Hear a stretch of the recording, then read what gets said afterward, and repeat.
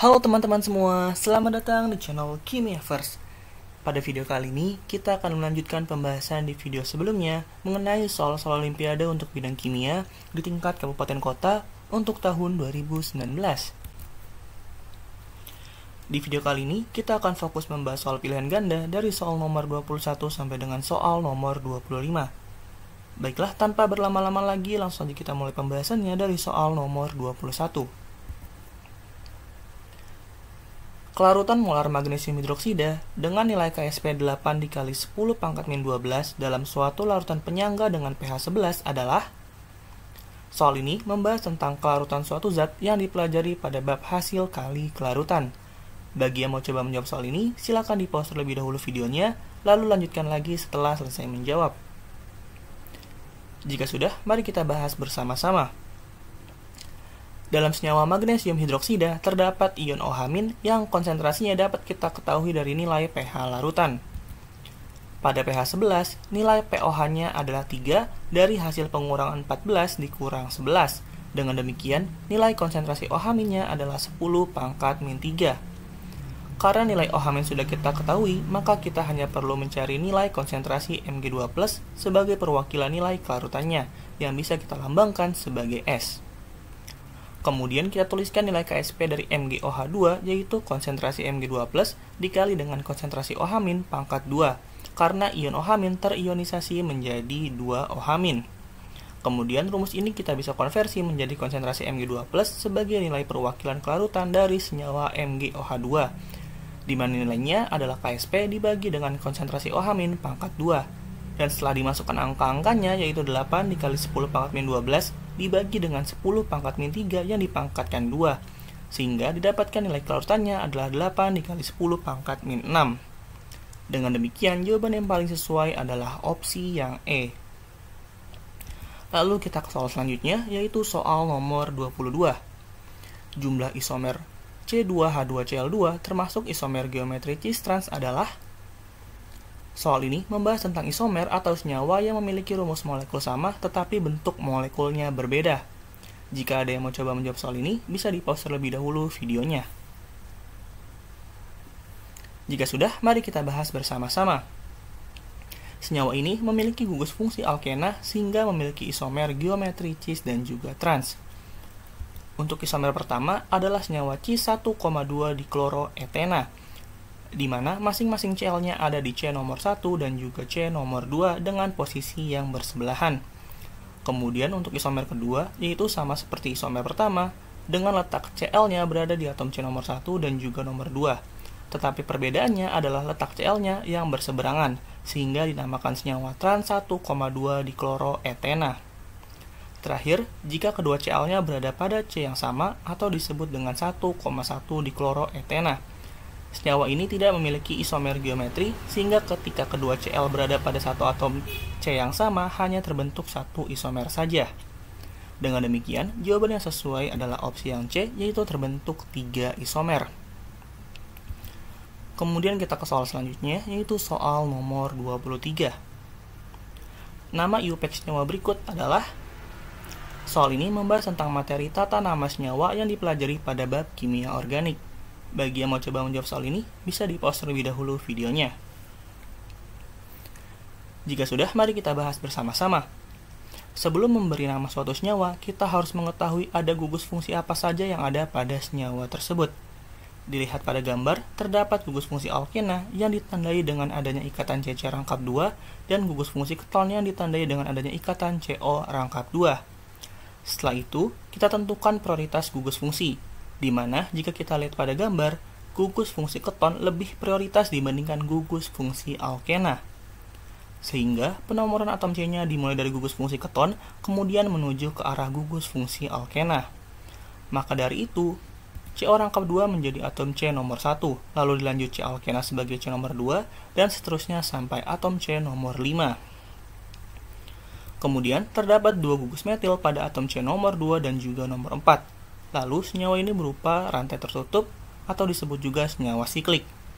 Dengan demikian, penamaan senyawa pada struktur tersebut adalah 2,4 dimetil 2 siklopentanon atau bisa juga disebut dengan 2,4 dimetil siklopen 2-on.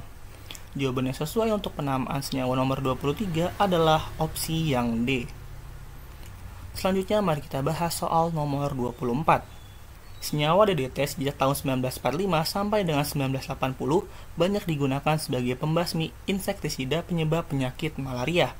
Di antara pernyataan mengenai DDT di bawah ini yang benar adalah, untuk menjawab soal ini, kita bisa mengeliminasi tiap pernyataan yang salah. Jika ada yang mau coba menjawab soal ini, bisa di-pause terlebih dahulu videonya, lalu lanjutkan lagi setelah selesai menjawab untuk dibandingkan jawabannya.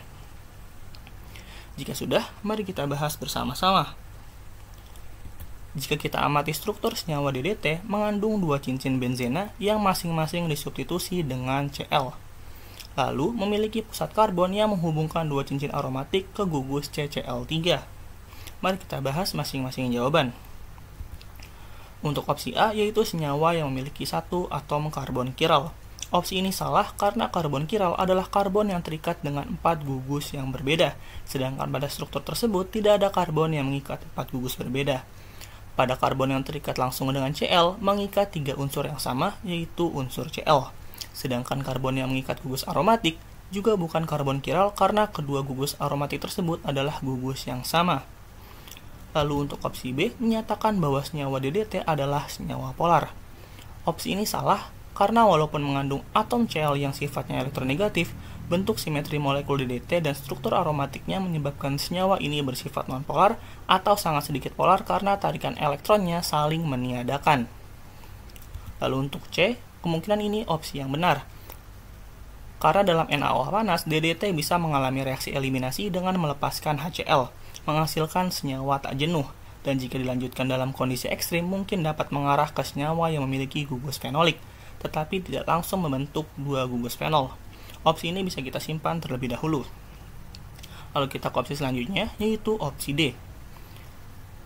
Untuk opsi D dapat diendapkan dengan perak nitrat. Opsi ini salah karena reaksi dengan AgNO3 terjadi untuk senyawa alkil halida sederhana, sedangkan DDT memiliki halogen yang terikat pada cincin aromatik atau karbon tersier, sehingga tidak mudah bereaksi dengan AgNO3 dalam etanol untuk menghasilkan endapan AgCl. Lalu untuk opsi yang terakhir yaitu opsi E, direaksikan dengan PCl5. Opsi ini juga salah karena PCl5 biasa digunakan untuk menggantikan gugus OH- menjadi gugus Cl pada senyawa yang memiliki gugus karboksil atau gugus alkohol. DDT tidak memiliki gugus fungsi OH ataupun gugus COOH seperti senyawa karboksilat yang bisa bereaksi dengan PCl5. Dari kelima opsi ini sebenarnya tidak ada pernyataan yang 100% benar. Maka dari itu, kemungkinan jawabannya adalah opsi yang C. Meskipun begitu, sebagai informasi tambahan, reaksi dengan NaOH harus dalam kondisi ekstrim seperti gambar berikut, di mana pada suhu 350 derajat Celcius dan juga tekanan tinggi. Itu pun sebenarnya tidak bisa langsung membentuk dua gugus fenol, sehingga jika mau dipaksa, opsi yang benar untuk soal nomor 24 adalah opsi yang C. Nah, jika kalian punya pendapat lain mengenai soal nomor 24 ini, bisa didiskusikan di kolom komentar.